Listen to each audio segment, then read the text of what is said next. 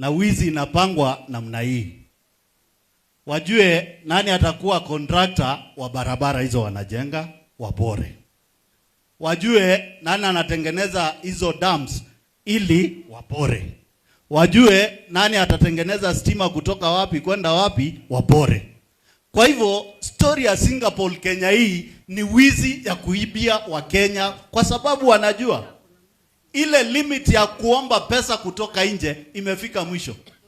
Hii infrastructure fund unasikia, it's a backdoor borrowing procedure by Kasongo. And Kenyans must know this.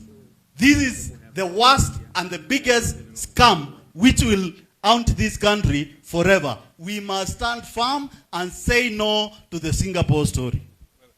Secondly, Mheshimiwa Rikiji, Mheshimiwa Kalonzo, Mheshimiwa Eugene, Mheshimiwa Muturi, hii maneno ya IBC na ile mtandao watatumia inaitwa smart mat. Lazima tuikatae.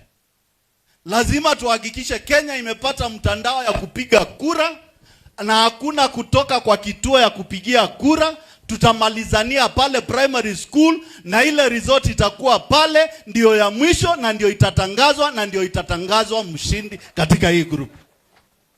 Ya mwisho Bwana Medhu. Ya mwisho.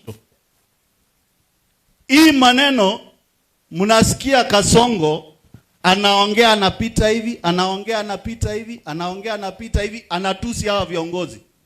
Ni kwa sababu aliambiwa peupe na Mheshimiwa Trump, just go and prepare to hand over once you are defeated.